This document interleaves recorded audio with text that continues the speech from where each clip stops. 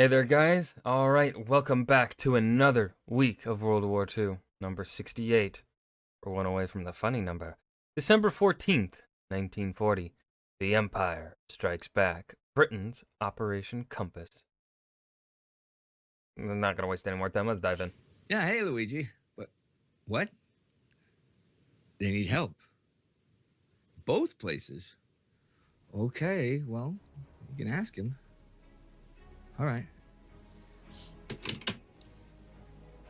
December 14th, 1940. British land forces have seen scattered action so far this war in places like France, Norway, and Somaliland, and these were for the most part defensive. In fact, Britain has not mounted a major land offensive so far.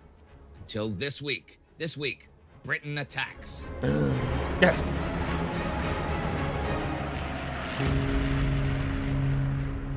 I'm Indy Nidell. This is World War II. Last week, the Greek counteroffensive against the Italians continued gaining ground, moving up the Albanian coast. Adolf Hitler met with his command to make more concrete plans for an invasion of the USSR, and his next attempt to get Spain to join the war stalls. That was part of a plan called Operation Felix to take Gibraltar, and that operation is shelved for good now on the 10th after Abwehr Chief Wilhelm Canaris cables Hitler about it. The Abwehr is the German military intelligence service.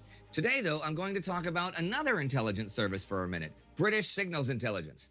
We were sent a declassified RAF report by Paul Dabrova, thank you, Paul, analyzing just how much contribution British signals intel contributed to winning the Battle of Britain as compared to, say, radar. The majority of the conclusions, though by no means all, are that while radar contributed very much on a tactical level, on a strategic level, signals intelligence played a big part, though neither was the deciding factor. Well, that discussion is still in the future. What I'm going to talk about now is some interesting stuff I found out about R.V. Jones, the head of British scientific intelligence at Reginald Victor Jones. Oh, top of the morning. Wait, no. I was going to do a British accent, but I lost the accent that I wanted to do. Just 29 years old.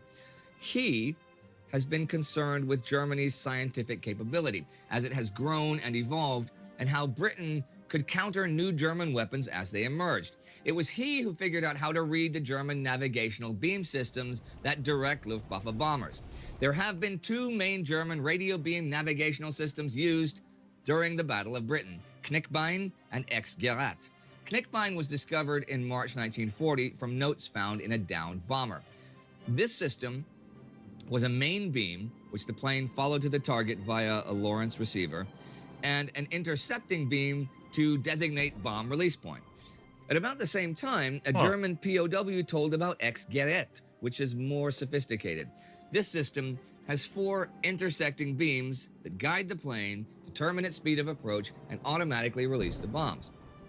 Well, damn, they had some advanced technology back then. Wow. Oh, I don't know. That just seems so advanced. Or, like, in comparison to the rest of the stuff that they had at the time, it just seemed futuristic, dude. Jones had the basic information, and he set out to reverse engineer how it all worked. In June 1940, intelligence managed to locate the Knickbein transmitter at Kleve, and from there, he could prove his theories. He did get plenty of further information from downed planes, POWs, and the like, and signals intelligence was soon able to provide some advance warning of Knickbein and X-Gerät targets so fighter command could take effective countermeasures. Jones claimed his system usually provided 2 to 3 hours of advance warning of Luftwaffe targets. Fighter interception, though, was ineffective at night. So Jones worked on either jamming or distorting the radio beams to confuse German pilots and ruin their accuracy. This is from that report.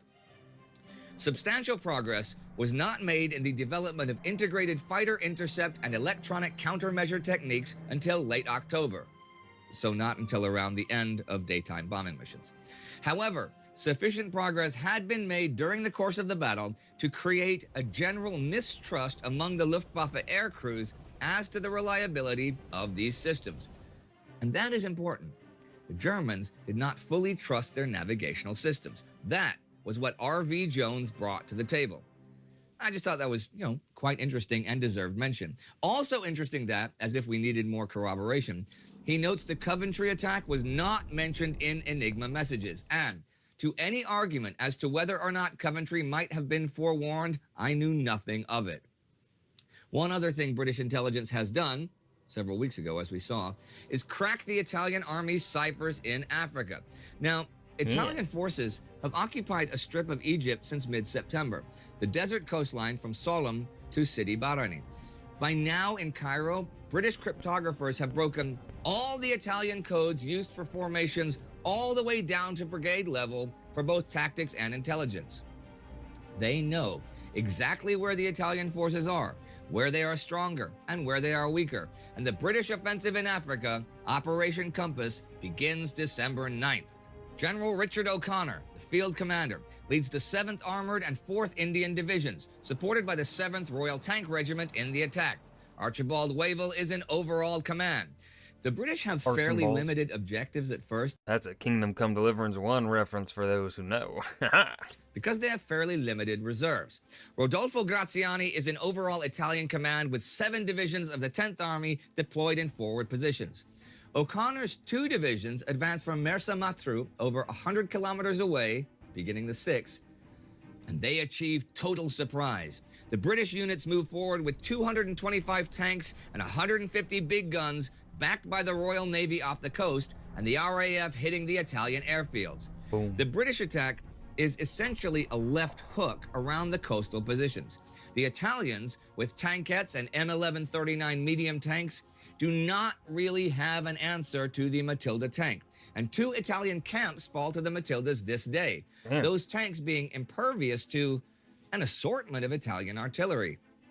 Troops of the 4th Indian Division take Sidi Barani by day's end the 10th. 20,000 prisoners are taken this day.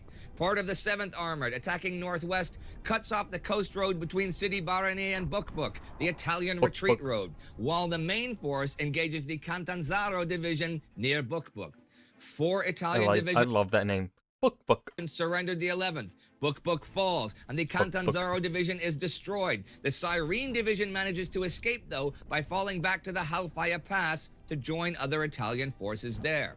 On the 11th, Admiral Cunningham's Mediterranean fleet bombards Solom. 14,000 more prisoners are taken this day.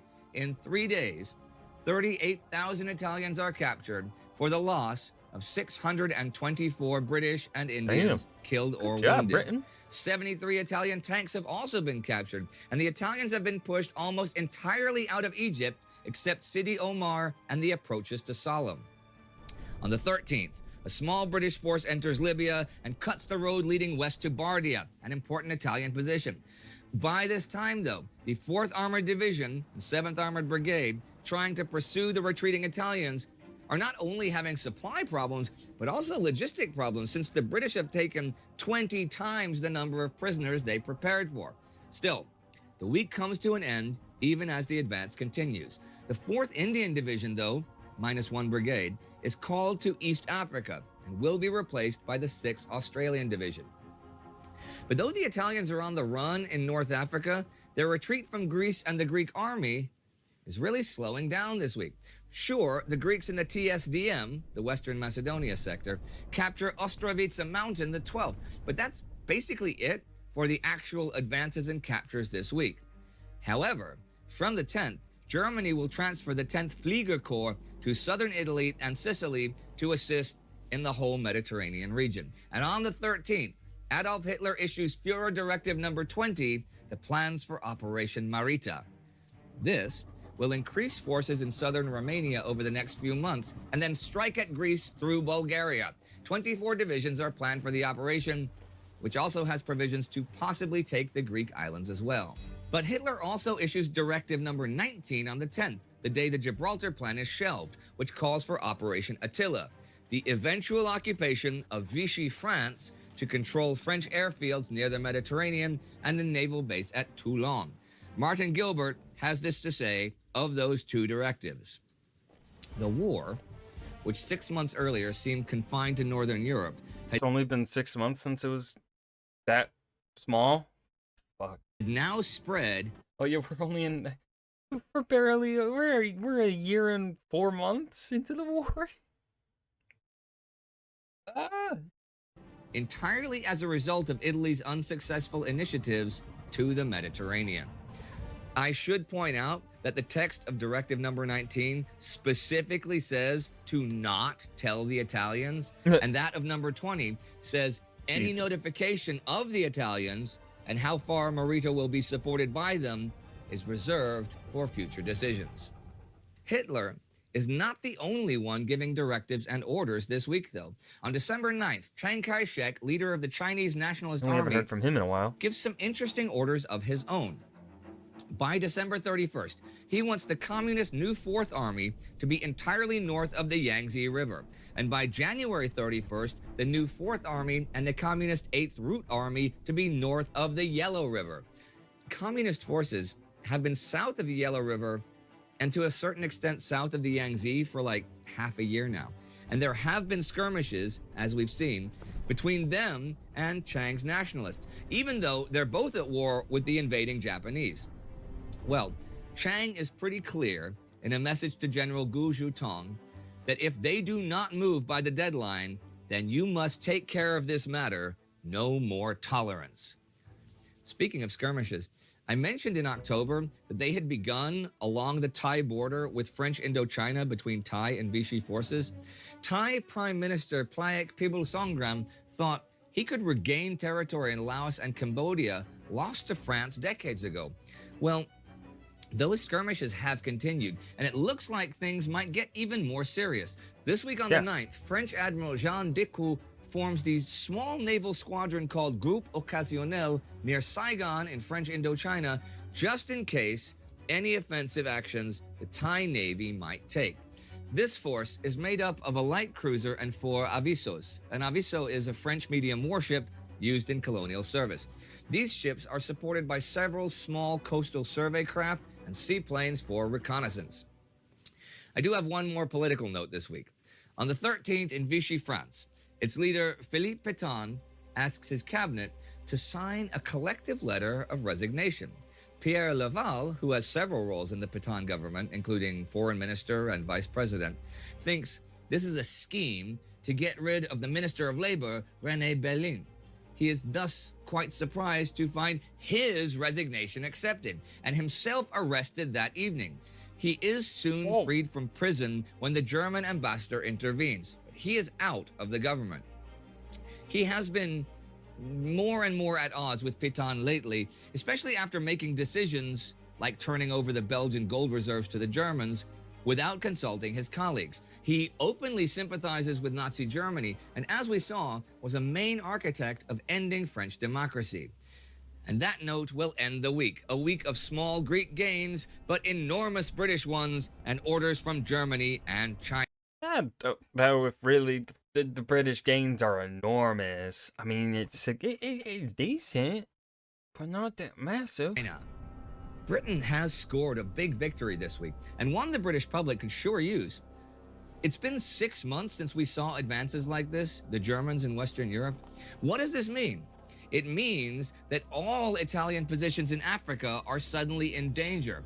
And judging from the German response to Greece, it means Germany may well send troops to Africa too.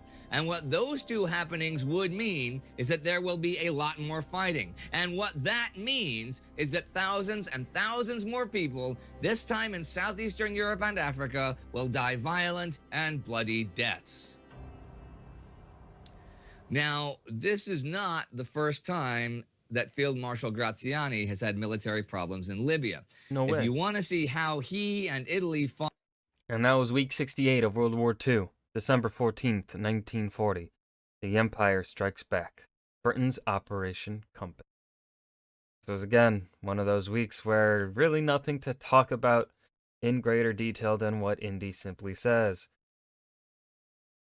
There's going to be a lot of weeks like that, I think, leading up to Operation Barbarossa. So, I mean, depending on how stupid the Italians get, some of y'all have been talking about, like, oh, the Italians are going to get dumber. So, maybe there will be some more things to yell about when that comes around. But for now, Hope you guys enjoyed. Remember to hit that like button and subscribe for more. And I will see you guys in the next video. Peace.